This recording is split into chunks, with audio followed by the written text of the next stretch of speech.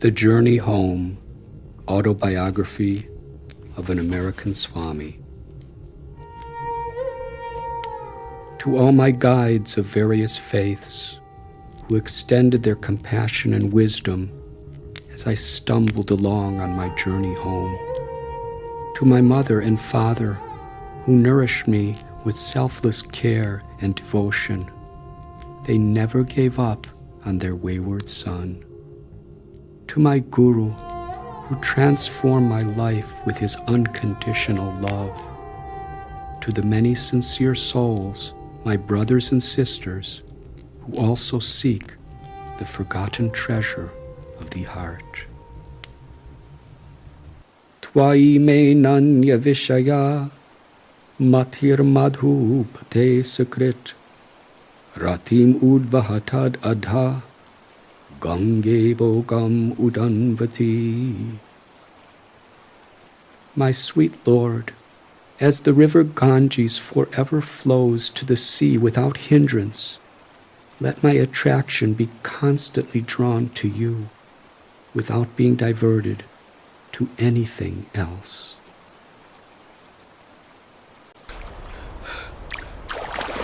As I crawled out from the icy Himalayan water of the Bagmati River, I gazed at two heaps of ashes, one from a cremation pit and the other from a sacrificial fire. I was dressed only in a loincloth, and a cold wind chilled me to the bone. An intense longing gripped me. What was I doing here? Shivering, alone, nearly starving, and so far from home. Was all my searching to be in vain? I stared up at stars that were shimmering through the branches of an ancient banyan tree. Birds of the night warbled a melancholy song. Sacred fires burned brightly along the riverbank, where holy men, their hair matted like ropes hanging down below their knees, threw offerings of pungent herbs into the flames. From the smoldering remains they scooped out handfuls of ashes and smeared them over their flesh. Completing the ritual, they marched toward the sacred shrine that I yearned to enter.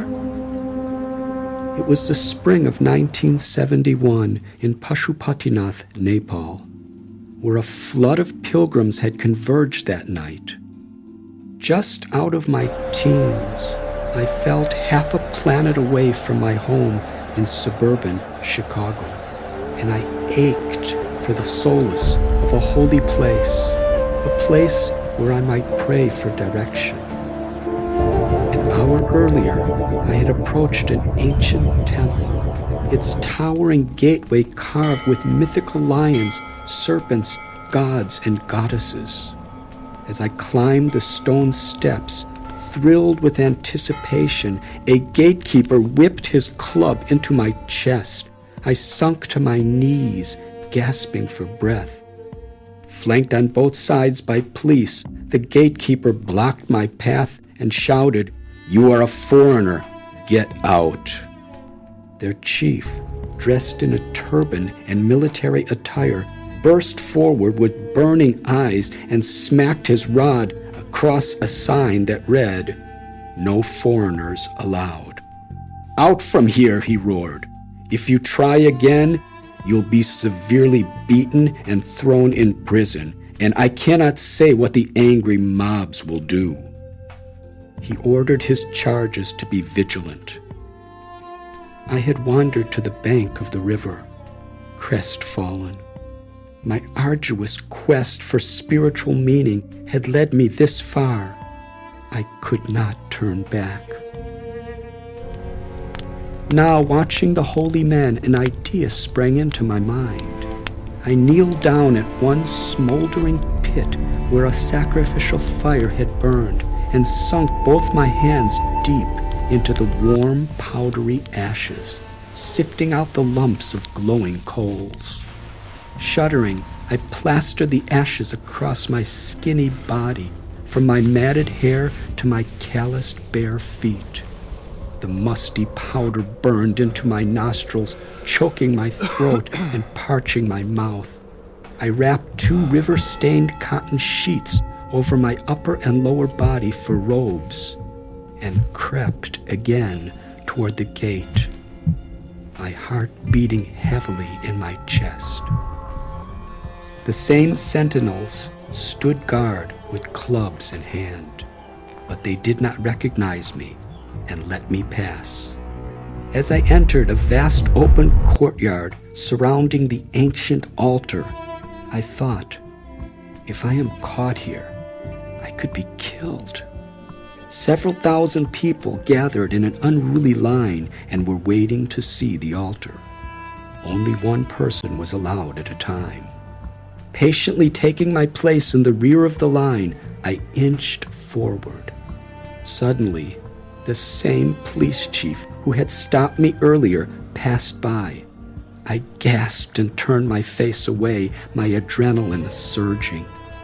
He stepped right in front of me, stared into my ash-covered face, then barked a question in the local Hindi language. I didn't understand a word. If I spoke a single word of English here, I knew I would be finished.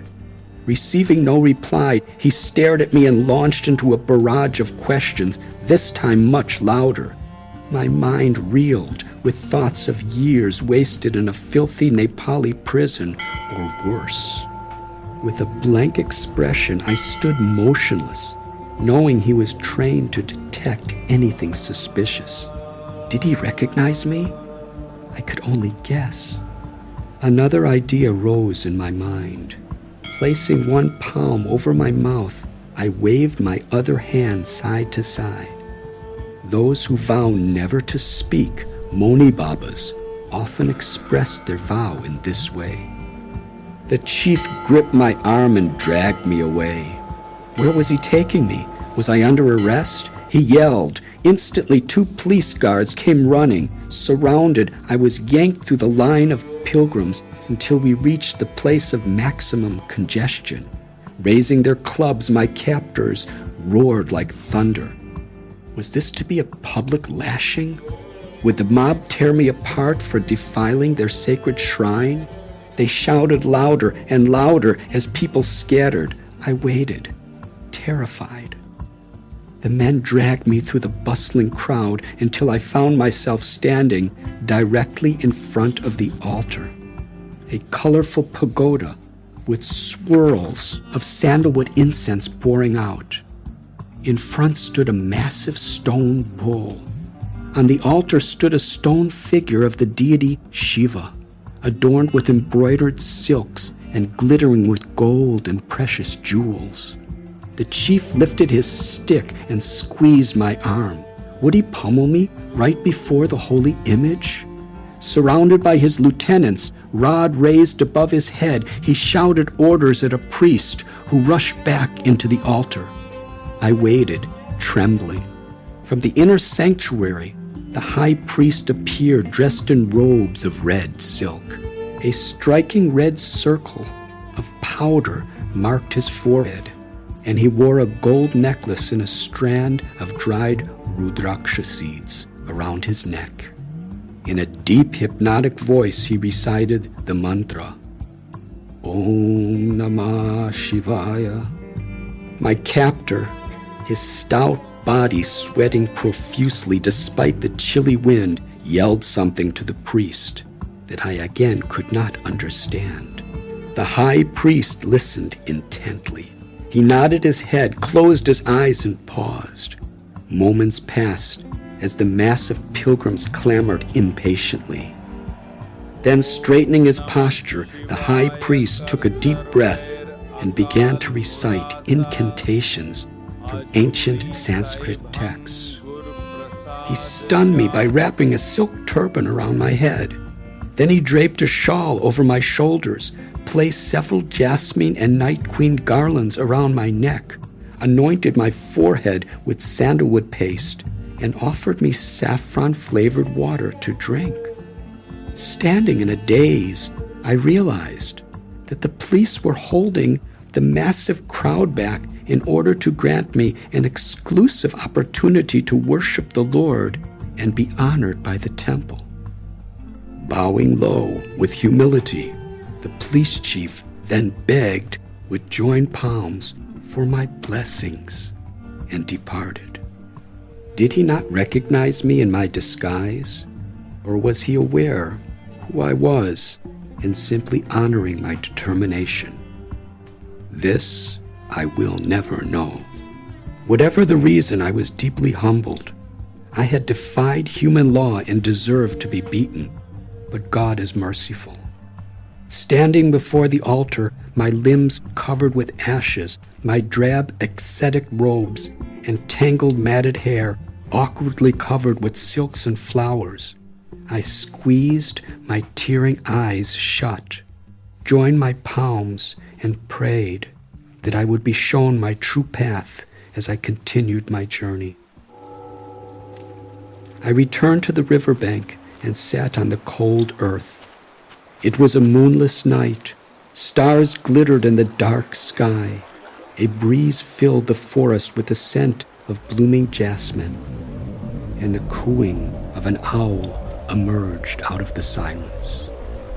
Gazing downstream, I wondered where the river of destiny would lead me next. How did I land into a life so foreign from my upbringing, but so familiar to my soul?